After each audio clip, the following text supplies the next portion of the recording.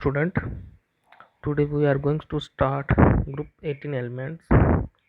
In group 18 elements आज हम इनके occurrence के बारे में पढ़ेंगे, थोड़ी इंट्रोडक्शन देंगे इनके बारे में। तो group 18 elements are consist of helium, neon, argon, krypton, xenon, radon and oganesson। तो ये सारे के सारे हमारे क्या है, ग्रुप 18 के एलिमेंट हैं। अब देखो इनके बारे में थोड़ी इंट्रोडक्शन हम लेते हैं। All these are the gases, मतलब कि जितने भी हमारे ग्रुप 18 के एलिमेंट हैं ये सारे के सारे किस स्टेट में रहते हैं, गैसेस स्टेट में रहते हैं। केमिकली अनरिएक्टिव, बोलते हैं कि जो ग्रुप 18 के एलिमेंट है ये केमिकली क्या है, अनरिएक्टिव होते हैं, ये ज़्यादा रिएक्टिव नहीं होते हैं। ठीक है, तो ग्रुप 18 के एलिमेंट क्या है, गैसेस फॉर्म में रहते हैं। दूसरे ये केमिकली क्या होते हैं, अनरिएक्टिव होते हैं। तो they form very few compound. देखो अब क्या है, ये अगर कम रिएक्टिव हैं, केमिकली अनरिएक्टिव हैं, तो इसका मतलब कि ये कंपाउंड क्या करेंगे, बहुत ही कम बनाएंगे। तो इसलिए फ्यू कंपाउंड्स बनाते हैं।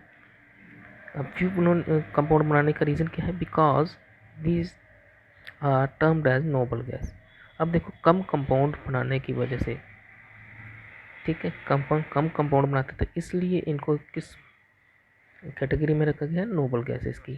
तो नोबल गैसेस वो गैसेस होती है जो कि रिएक्टिविटी में, केमिकल रिएक्शन में बहुत ही कम पार्टिसिपेशन करती हो। ठीक है, तो अब देखते हैं इनकी हम ऑकरेंस। 18 ग्रुप के जो एलिमेंट हैं उनकी ऑकरेंस कहाँ कहाँ पे ये मौजूद रहते हैं, उन्हीं के बारे में हम स्टडी करेंगे। तो सबसे पहले क्या है हमारा, ऑल दीज गैसेस, बोलते कि ऑल दीज गैसेस, ये सारे के सारे क्या हैं, गैसेस फॉर्म में होते हैं एक्सेप्ट रेडॉन और ओगेनेसम को। ठीक है, ओगेनेसम को छोड़ के और रेडन को छोड़ के बाकी सारे एटमॉस्फेयर में किस फॉर्म में रहते हैं, गैसेस फॉर्म में रहते हैं। ठीक है, अब क्या है, their atmospheric abundance in the dry air. बोलता अगर हम इसको ड्राई एयर में देखें तो ड्राई एयर में ये क्या है, 1% बाय वॉल्यूम होते हैं।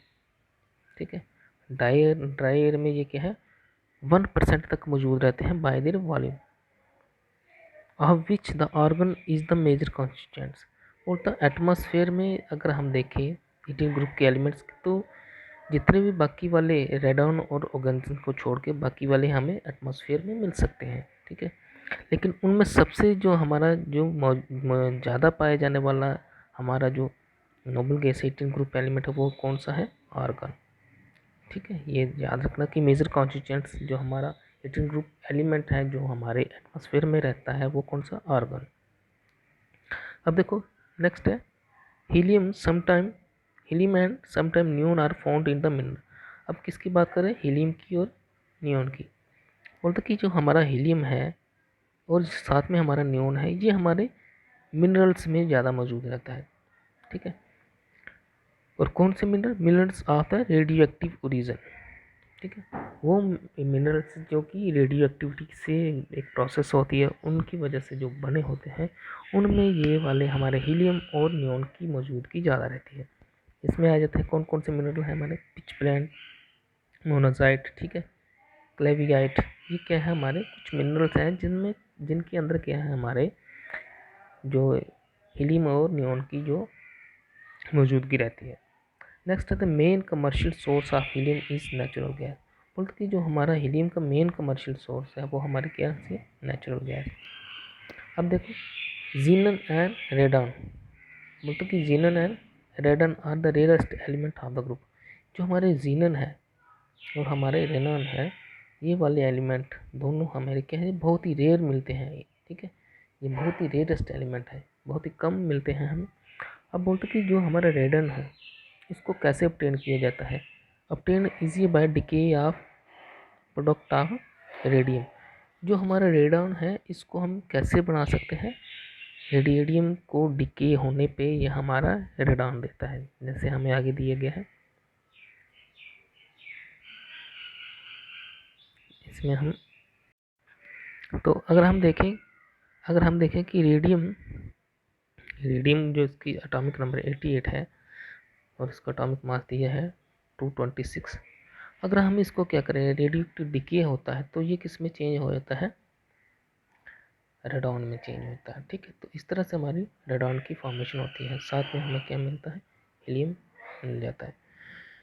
और ऑर्गेनिज्म जो हमारा है, ऑर्गेनिज्म है जो, ये भी क्या है, सिंथेसाइज किया जा सकता है, आर्टिफिशियली सिंथेसाइज बनाया किया जाता है। So produce by the collision of, क्या किस किस का कोलिजन होता है, कैल्शियम का, not calcium, this is not calcium, यह कैलिफोरियम और कैल्शियम को जब हम क्या करते हैं, रेक्ट करवाते हैं, तो कैलिफोरियम और कैल्शियम को जब हम रेक्ट करवाते हैं तो हमारा ऑर्गेन्सन्स वो है एलिमेंट हमारा तैयार हो जाता है, जो भी एक नोबल गैस है। तो ये रिएक्शन है कि किस तरह से हम सिंथेसाइज कर रहे हैं, किसको, रेडॉन को कर रहे हैं सिंथेसाइज, और ऑर्गेन्सन्स को हम किस तरह से हम क्या कर रहे हैं, सिंथेसाइज कर रहे हैं। अब देखो, oganesson has its symbol OG, small O और स्मॉल जी। ठीक है, ये ऑर्गेन्सन का सिंबल है। अब एटॉमिक नंबर कितना है ऑर्गेन्सन का, 118। ठीक है, 118। अब इसका एटॉमिक मास क्या है, 294। इलेक्ट्रॉनिक कॉन्फ़िगरेशन को अगर हम देखते हैं तो ये क्या है, 5f14, 6010, 7s2 एंड 7p6। तो ये किसकी इलेक्ट्रॉनिक कॉन्फ़िगरेशन हमारी, ऑर्गेन्सन। ठीक है, the only very small amount of oganesson has been produced,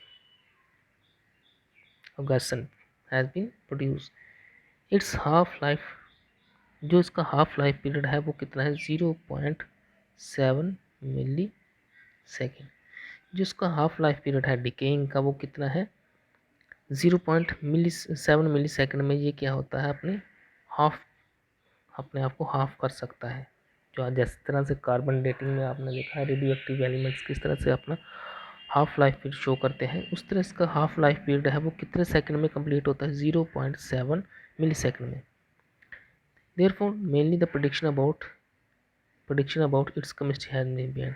और इसी की वजह से हम क्या कर सकते हैं, इसकी प्रोडिक्शन कर सकते थे केमिस्ट्री में कि किस तरह से ये एलिमेंट्स मौजूद हैं। तो ये था आज का हमारा टॉपिक कि हमारे जो 18 ग्रुप के एलिमेंट्स हैं वो ज़्यादातर नोबल गैसेस हैं, वो कम रिएक्टिव होते हैं, गैसेस फॉर्म में रहते हैं।